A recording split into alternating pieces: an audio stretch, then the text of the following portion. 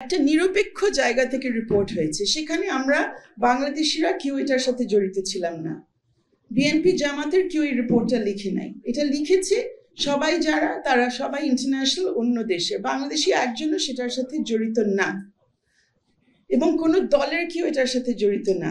এমনকি আমরা যারা দলের না, বিভিন্ন নাগরিক সংগঠন, আমরা কেউ এটার লেখালেখির সাথে কেউ জড়িত না। সো এই রিপোর্টটা নিয়ে ওইভাবে অত সহজে প্রশ্ন তোলা যায় না, যেটা আমরা দেশের ভেতরে করলে আমরা অভ্যস্ত।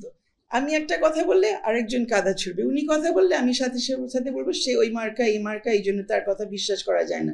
যারা সমালোচনা করছেন এটা হয়তো আমরা অনেকে ভুলে গেছি, কিন্তু ওই শেষ কয়েক সপ্তাহে, শেষ কয়েক দিনের রাত, জুলাইয়ের তৎকালীন সরকার কিন্তু তারাও জাতিসংঘের কাছে তদন্ত চেয়েছিলেন। তো ওই সময় তারা চাইতে পারেন জাতিসংঘের তদন্ত, তারা যদি করে দিতেন এটা নিয়ে তাদের কোনো প্রশ্ন থাকতো না। এখন যতক্ষণ জাতিসংঘ করেছে এটা নিয়ে তারা নানান প্রশ্ন তুলছেন। আর অন্যান্য যে প্রশ্ন এখানে এসছে যে কাউকে সুযোগ দেওয়া হয়নি কথা বলার, এই তদন্ত শুরু করার সাথে সাথে একটি পাবলিক কল হয়েছে, এটা অনলাইনে কলটা গেছে, যে কেউ তাদের কাছে যেতে পারে, যে কেউ তাদের কাছে তথ্য দিতে পারে, তারা সেগুলো আমলে নিবে এবং তারা সেগুলো পর্যালোচনা করবে এবং সেগুলোর ভিত্তিতে তারা কথা বলবে। আমার জানা মতে অনেকে যাওয়ার সুযোগ পেয়েছেন এবং অনেকে তাদের কাছে বিভিন্ন ধরনের তথ্যও দিয়েছেন যারা আগের সরকারের সাথে জড়িত ছিলেন। তো সেই তথ্যগুলো কিন্তু গেছে। যারা সমালোচনাগুলো করছেন তারা বোঝাই যাচ্ছেন এটা খুবই উদ্দেশ্যের উপরিণত ভাবে তারা সমালোচনাগুলো করছেন, এবং আসলে এখানে যে তথ্য আছে সেগুলো তারা ঠিক মতো উপস্থাপনও করছেন না। আরেকটি কথা, এখানে এই পুরো তদন্ত করা হয়েছে 1 জুলাই থেকে 15 অগস্ট অবধি, অর্থাৎ 5 অগস্ট অবধি করা হয়নি। 5 অগস্ট থেকে 15 অগস্ট পর্যন্ত কিন্তু যা যা ঘটনা বাংলাদেশে ঘটেছে সেগুলো তারা এখানে নিয়ে এসছে। সো আমাদের আজকের আলোচ্য বিষয় হচ্ছে জুলাই হত্যাকাণ্ড এবং অন্যান্য মানবাধিকার লঙ্ঘন, কিন্তু অগস্টেও 5 তারিখের পরেও নানান মানবাধিকার লঙ্ঘন হয়েছে, সেটা নিয়ে তারা অভিযোগও এনেছেন এবং তারা ওখানে পরিষ্কারভাবে লিখেছেন, এটা তাদের কথা কিন্তু আপনাদেরও দেখা দরকার।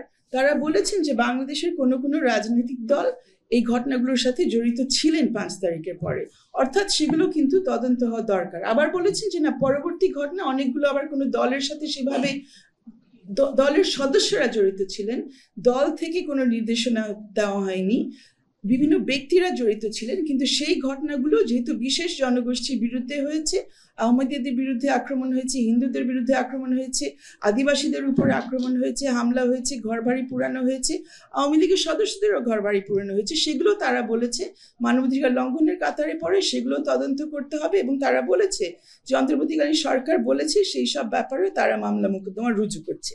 তার মানে হচ্ছে যে এখানে আপনার অনেকে আছে সেগুলো নিয়ে হয়তো আপনারা অসন্তুষ্ট হবেন যে কেন এগুলোকে মানবাধিকার লঙ্ঘন বলা হয়। এখন এই হলো আমাদের সামনে চ্যালেঞ্জ। আমরা যদি নতুন পরিস্থিতি আসলে দাঁড় করাতে চাই, সেখানে যদি একটা ভূমিকা রাখতে চাই, তাহলে পুরনো এই জায়গা থেকে আমাদের সরে আসতে হবে যে আমার রাজনৈতিক প্রতিদ্বন্দ্বী বা ইভেন যে মানবতা বিরোধী অপরাধ করেছে, আমি যদি বলি যে তাকে আমি ঝুলাই দিব, এটা কিন্তু আগের আমলের ঘটনা। হ্যাঁ, আমার অনেক ক্ষোভ, আমার অনেক ক্রোধ, অনেক কিছু বোঝা যায় যে কেন এই ধরনের অনুভূতি থাকবে, কিন্তু আন্তর্জাতিক আইন এবং মানবাধিকার আইন অনুসরণ করে যদি আমরা এগোতে চাই, যদি নতুন একটা অধ্যায় সত্যিকারে আমরা খুলতে চাই, তাহলে আমাদেরও কিন্তু প্রশ্ন করতে হবে যে আমরা ওইভাবে চলতে চাই কিনা। মুক্তিযুদ্ধের সময় যে গণহত্যা হয়েছিল সেটার বিচার কিন্তু এই যে প্রায় 60 বছর হতে যাচ্ছে এখন পর্যন্ত ঠিক মতো হয়নি আমরা বলতে পারি। পাকিস্তানি যারা জড়িত ছিল তাদেরকে কোনো আন্তর্জাতিক আদালতে, কোনো জাতীয় পর্যায়ে কোনো আদালতে, পাকিস্তানে তো না, ইন্ডিয়াতে না, বাংলাদেশে না, কোথাও না, কোনো কিছুই হয়নি, আমরা করতে পারিনি। কেন করতে পারিনি? সবাই অনেক কারণ আছে, কিন্তু একটা বড় কারণ আছে, আমরা আলটিমেটলি রাষ্ট্র হিসেবে রাজি হই নাই যে আমরা মানবাধিকার আইন অনুযায়ী, আন্তর্জাতিক আইন অনুযায়ী যেগুলো কেউ কোনো প্রশ্ন কোনোভাবে করতে পারবে না, সেই সব প্রক্রিয়া অনুসরণ করে আমরা বিচারটা করবো। রাজনা কিছুক্ষণ আগে সেই কথাগুলো বললেন। তাহলে আমরা কি একই জিনিস করব, আগের মতোই করব? আমরা হয়তো কিছুদিনের জন্য তৃপ্তি পাবো, সন্তুষ্ট হতে পারবো, কিন্তু এই ধরনের বিচার আমরা টিকাতে পারবো কিনা, নাকি আবার 15 বছর পরে এসে দেখতে হবে, অন্য কেউ এসে বলবে যে এই 15 বছর যা যা হয়েছে সবই অন্যায় হয়েছে, তারা এখন এগুলো সবার উল্টে দিবে। আমার মনে হচ্ছে আমাদের এই কঠিন কিছু বিষয়গুলি নিয়ে একটু ভাবতে হবে, এবং এখনই সময়, আপনারাই সেগুলো করতে পারবেন আমি আশা করছি, এবং করবেনও। শেষে একটু আসতে চাই যে এখন যে বিচার প্রক্রিয়াগুলোর মধ্যে দিয়ে আমরা যাচ্ছি, সেখানে আমাদের সামনে কি কি সম্ভাবনা এবং কি কি ধরনের প্রতিবন্ধকতা আছে। জাতীয় পর্যায়ে আইসিটি নিয়ে কথা বলবো না, সেখানে বিভিন্ন ধরনের মামলা মোকদ্দমা আছে, কিন্তু সেখানে একটাই কথা বলতে চাই যে এই প্রক্রিয়াটা যতদূর সম্ভব, এখানেও আপনারা এই বিষয়গুলো এই জাতিসংঘের প্রতিবেদনে পাবেন। তারা কিন্তু বলেছে তাদের যে 100 পৃষ্ঠার বেশি প্রতিবেদন, 500-500 বেশি তাদের ফুটনোট আছে, রেফারেন্স দিয়েছে কার কার কাছ থেকে তারা সাক্ষ্য প্রমাণ নিয়েছে ইত্যাদি, সেখানে কারোর নাম তারা দেয়নি, সবগুলো কোডেড আছে। তারা বলেছে এই সব তথ্য যেগুলো তারা অনুসন্ধান করেছে, তারা সেগুলো আমাদের বিচার ব্যবস্থা ইভেন আইসিটির কাছে তারা দিতে রাজি আছে, যদি সেই প্রক্রিয়াটা স্বচ্ছ হয় তাহলে তারা দিবে। এবং স্বচ্ছ কিভাবে হবে সেটা রাশনা কিছুটা বুঝিয়েছেন, যেগুলো আন্তর্জাতিক আইনের সাথে সামঞ্জস্যপূর্ণ, এবং সেখানে এই বিশাল প্রশ্নটা চলে আসছে, মৃত্যুদণ্ডের ব্যবস্থা ওখানে থাকলে তারা কোঅপারেট করতে পারবে না। তাহলে আমাদের সামনে বড় প্রশ্ন, অ্যাগেন উইথ শ্রদ্ধা সহকারে আখতার হোসেনকে একটু ইঙ্গিত করে বলতে চাই, উনি বলছেন যে বাংলাদেশের মানুষ মৃত্যুদণ্ড চায় এই বিচারের জন্যে। আমি আসলে জানি না বাংলাদেশের মানুষ চায় কি চায় না, আমরা ওটা ওভাবে কোনো একটা গণভোট কোনো দিন নিইনি, হয়তো বা চাই, কিন্তু বাংলাদেশের মানুষের এটাও ভাবতে হবে যে ঠিক আছে আমরা চাই, ফাঁসি দিতে চাই যদি বলেন আপনারা, তাহলে আগে থেকে ধরে নেন যে সেই সহযোগিতা পাবেন না। সেখানে যদি বলেন যে আমাদের দরকার নেই সহযোগিতা, আমরা আমাদের মতো করে ফেলবো, তাহলে একটু ভেবে দেখবেন যে সেইটাতে পরবর্তীতে কোনো সমস্যা হবে কিনা। আমি ব্যক্তিগতভাবে মৃত্যুদণ্ডের বিপক্ষে, এবং মনে করি না যে মৃত্যুদণ্ড চাওয়া উচিত কোনো কিছুর জন্যে। এবং আমার কাছে এটাও মনে হচ্ছে যে আমাদের এগুলো অন্তত এখন কথা বলার সুযোগ আছে, অ্যাটলিস্ট আমরা কথা বলি, অ্যাটলিস্ট এই আশাটা রাখতে পারি এই কথা বলার জন্য আপনারা এখন সবাই চড়াও হয়ে যাবেন না, আপনারা অন্তত বিপক্ষে যেটা বলতে চান সেটা আগে বলবেন, হয়তো চড়াও হবেন আশা করি না, অতটুকু আস্থা রাখা যাচ্ছে। সেকেন্ড বিষয় হচ্ছে জাতীয় পর্যায়ে অন্যান্য যে বিচারগুলো হচ্ছে, এগুলো এই সমস্যাগুলো নিয়ে অনেকদিন ধরে কথা হয়েছে, আপনারা সবাই জানেন। তারপরে আবারও বলি যে আইসিটির বাইরে, আন্তর্জাতিক অপরাধ ট্রাইব্যুনালের বাইরে যেসব মামলা মোকদ্দমা এখনো পড়ে আছে বিভিন্ন আদালতে, অনেকগুলোতে এই যে হত্যা মামলাগুলো, সেখানে অ্যাগেন রাশনা অলরেডি বলেছেন, এই হত্যা মামলা নিয়েও আমরা সমস্যাগুলো জানি, অনেকগুলো এমনভাবে সাজানো হয়েছে, পুলিশ নিজেই বলছে তারা এখন পর্যন্ত খুব একটা কনফিডেন্ট না যে সবগুলো নিয়ে আলটিমেটলি ওরা এগোতে পারবে। তো এটা আমাদের জন্য একটা বড় প্রশ্ন এখন, যে আমরা বিচার চাই, কিন্তু আমাদের কি একটা বিশ্লেষণ এবং একটা হিসাব করতে হবে কিনা যে আমাদের বিচার ব্যবস্থার যে অবস্থা, আমাদের তদন্ত যে প্রক্রিয়ার যে অবস্থা, পুলিশের এই মুহূর্তের যে অবস্থা, সেখানে আমরা আসলে 1000-1500 হত্যাকাণ্ডের বিচার যখন করব, সেই 1500 মামলা কি আর পরিচালনা করা সম্ভব আমাদের আদালতে? আমি ফৌজদারি মামলা করি না সরাসরিভাবে, তারপরে যতদূর দেখেছি 30 বছর ধরে, আমার মনে হচ্ছে না সেই ব্যবস্থা আমাদের এখানে আছে। তো সেখানে প্রায়োরিটি বা অগ্রাধিকার কিসের মধ্যে দেওয়া হবে, আমরা কিভাবে মামলা পরিচালনা করব, এবং আপনারা যারা চাইছেন বিচার যাতে ঠিকমতো হোক, আপনারা কিভাবে এই প্রক্রিয়ার সাথে সম্পর্কিত হবেন, এটা আসলে ছেড়ে দিলে হবে না, এটা একদম মুহূর্তে মুহূর্তে দিনে দিনে এটার একটা ওয়াচ করতে হবে, পর্যালোচনা করতে হবে, কোন মামলা কোন দিকে যাচ্ছে, কি হচ্ছে না হচ্ছে, সেই ব্যাপারগুলো না দেখলে, প্রায়োরিটাইজ না করলে আমার মনে হচ্ছে না আমরা শেষ গন্তব্যে পৌঁছতে পারবো। তৃতীয় বিষয়, এই রিপোর্টে এটাও বলা হয়েছে যে আমরা জানি যে এর মধ্যে অনেকে যারা, এবং যাদের নাম ইনফ্যাক্ট এই রিপোর্টের মধ্যে এসছে, আমরা জানি যে তারা অনেকে অলরেডি বিদেশে পাড়ি দিয়েছেন, এবং সেখানে বসে যে চুপচাপ আছেন বা কোনো অনুশোচনার কোনো খবর আমরা পাচ্ছি তা তো না, বরঞ্চ উল্টো। তো এখানে একটা পরিষ্কার একটা সুপারিশ আছে যে তৃতীয় অন্যান্য দেশে, শুধু বাংলাদেশে না, শুধু আন্তর্জাতিক আদালতে না, অন্যান্য দেশে তাদের আদালতেও, সেই দেশে যারা এখন গিয়ে পাড়ি জমেছেন সেখানেও কিন্তু মামলা করা সম্ভব, কারণ অনেক দেশে একটা বিশেষ ব্যবস্থা রয়েছে তাদের আইনে, এটাকে ইংরেজিতে ইউনিভার্সাল জুরিসডিকশন বলে, আর বাংলায় মেবি সার্বজনীন এখতিয়ার, ঠিক জানি না টেকনিক্যাল শব্দটা কি হবে।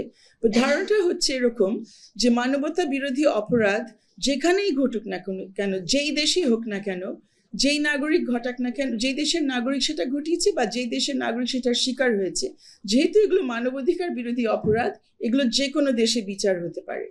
তো ঠিক এইভাবে আমরা দেখেছি যে মিয়ানমারের মামলাগুলো অন্যান্য দেশে চলছে। মিয়ানমারের একটা মামলা এখন রোহিঙ্গাদের উপর গণহত্যার বিষয়টা, এটা আর্জেন্টিনার একটা আদালতে এখন বিচারাধীন। সিরিয়ার অনেক ঘটনাগুলো জার্মানি, নেদারল্যান্ডস আরও অনেক অনেক দেশে মামলাগুলো চলেছে। সো এই সুযোগগুলো কিন্তু আমাদের সামনে আছে এবং এগুলো নিয়েও আপনারা আরেকটু খবর নিতে পারেন, দেখতে পারেন এখানে কি সম্ভব, কোথায় কে গেছে, তাদের বিরুদ্ধে কি কি ব্যবস্থা নেওয়া সম্ভব। সো লাস্ট কথা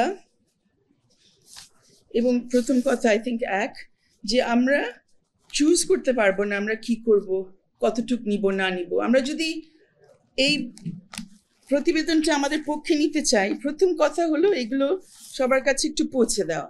এইটার সুপারিশগুলো বাংলা হয়েছে, কিন্তু এটার মধ্যে যে মূল যে ফাইন্ডিং তারা যা যা পেয়েছে এগুলো এখন পর্যন্ত বাংলায় নেই। আমি নাগরিক কমিটিকে অনুরোধ করব, এখানে মূল যে বিষয়গুলো আপনারা করছেন অলরেডি, প্রসেসে আছে, এটা খুবই দরকার, এটা আমাদের পড়াই দরকার। এবং যেটা আই থিঙ্ক প্রায় সকলেই বলেছেন, যেটা অত্যন্ত আই থিঙ্ক দুঃখের বিষয় যে এরকম একটি প্রতিবেদন আসার পরে এটা যে কেন আমাদের সকলের আলোচনার বিষয় মুহূর্তে না, সব রাজনৈতিক দল, সব পেশাজীবী যারা আছেন, নাগরিক সংগঠন আমরা যারা আছি, শুধু এই নাগরিক কমিটি না, সকলের আসলে এটার উপরে এই মুহূর্তে ফোকাস করা উচিত। বিকজ এটা একটা আই থিঙ্ক বিশাল একটা অর্জন আমাদের জন্যে, যে মুক্তিযুদ্ধের পরে এবং মুক্তিযুদ্ধে যে গণহত্যা হয়েছিল সেইটারও কিন্তু আমরা কোনো আন্তর্জাতিক বিচার তো আমরা পাই নাই, সেটা থেকে আমরা বঞ্চিত হয়েছি। কিন্তু এরকম কোনো আন্তর্জাতিক প্রতিষ্ঠানের, জাতিসংঘেরও কোনো প্রতিবেদন আমরা পাই নাই। এই প্রথমবারের মতো স্বাধীন বাংলাদেশে ৭১ থেকে ধরে এখন অবধি এই প্রথমবার জাতিসংঘ থেকে আমরা একটা প্রতিবেদন পেয়েছি, যেটা আসলে যতই সমালোচনা নিয়ে আসুক না কেন, আপনারাও আনবেন, কেউ কেউ বলবেন যে মৃত্যুদণ্ডের ব্যাপার কেন বলেছে, এটা কেন বলেছে, ওটা কেন বলেছে, ঠিক আছে, ওরা একটা আলোচনার পরিস্থিতি তৈরি করেছে, একটা ক্ষেত্র তৈরি করেছে, কিন্তু মূল বিষয় হচ্ছে যে তারা ইনভেস্টিগেট করে, এবং ইনভেস্টিগেশনটা কি একটু আপনাদেরকে বলি, শেষ করে এটা দিয়ে স্মরণ করে দিতে চাচ্ছি সবাইকে, যে কি ইনভেস্টিগেশন তারা করেছে। আমাদের এখানে ইনভেস্টিগেশন তো চলছে, তারা 200 বেশি জনের সাক্ষাৎকার নিয়েছে, আরো অজস্র জনের নেওয়া যেত, মানে এই ঘরের সবাই যারা আছেন আমি সবাই সাক্ষী দিতে পারতেন, কিন্তু 200 জনের কাছ থেকে তারা ডিটেল সাক্ষাৎকার নিয়েছে। 100-150 জনের বেশির মেডিকেল কেস ফাইল তারা দেখেছে। তাহলে মেডিকেল যা আছে এটা ফরেনজিকলি এক্সামিন করা হয়েছে, যার কি ধরনের কিভাবে ক্ষত বিক্ষত, লাশের ব্যাপারগুলো তারা দেখেছে, যারা আহত আছেন তাদেরকে এক্সামিন করা হয়েছে। হাজার হাজার, যেগুলো আমাদের এই যুগের যে বিশাল একটা সুযোগ এখন কোনো অপরাধ প্রমাণ করার, যেগুলো মুক্তিযুদ্ধের সময় আমাদের যে সুযোগ ছিল না, এখন সেটা আমাদের হাতে আছে। এই যে এগুলো, তাই না, সবার হাতে মোবাইল ফুটেজ, সবার হাতে ভিডিও, এবং ওরা 1000 না 2000 না, তারা বলছে, এবং অগণিত হাজার হাজার হাজার হাজার ফটো, ভিডিও, রেকর্ডিং ফাইল তারা ডাউনলোড করেছে, এক্সামিন করেছে, ভেরিফাই করেছে, এগুলো তাদের, এবং ডিজিটাল ফরেনসিক্সের মাধ্যমে অ্যানালাইজ করেছে। সো আনভেরিফাইড তথ্য তারা নিচ্ছে না, সেটাও তাদের স্বাক্ষর একটা ভিত্তি, এবং প্রায় 1000 খানিক সাবমিশন তারা পেয়েছে অনেকের কাছ থেকে। সো এইটা হলো এই রিপোর্টের বেসিস। তারা নিজে বেশি কিছু দাবি করছে না, তারা বলছে না আমরা সন্দেহিতভাবে প্রমাণিত করেছি, তারা বলছে না এটার ভিত্তিতে বিচারটা হয়ে যাবে, তারা বলছে বিচার হতে হবে, বিচারালয়ে বিচার হবে। কিন্তু এইটা যে একটা এই রিপোর্টের মাধ্যমে যেটা আমার মনে হচ্ছে আমরা পেয়েছি, যে একটা নিরপেক্ষ জায়গা থেকে রিপোর্ট হয়েছে, সেখানে আমরা বাংলাদেশিরা কেউ এটার সাথে জড়িত ছিলাম না, বিএনপি জামাতের কেউ এই রিপোর্টটা লিখে নাই, এটা লিখেছে সবাই যারা, তারা সবাই ইন্টারন্যাশনাল অন্য দেশে, বাংলাদেশি একজনও সেটার সাথে জড়িত না, এবং কোনো দলের কেউ এটার সাথে জড়িত না। এমনকি আমরা যারা দলের না, বিভিন্ন নাগরিক সংগঠন, আমরা কেউ এটার লেখালেখির সাথে কেউ জড়িত না। সো এই রিপোর্টটা নিয়ে ওইভাবে অত সহজে প্রশ্ন তোলা যায় না, যেটা আমরা দেশের ভেতরে করলে আমরা অভ্যস্ত। আমি একটা কথা বললে আরেকজন কাদা ছুড়বে, উনি কথা বললে আমি সাথে বলবো সে ওই মার্কা এই মার্কা, এই জন্য তার কথা বিশ্বাস করা যায় না।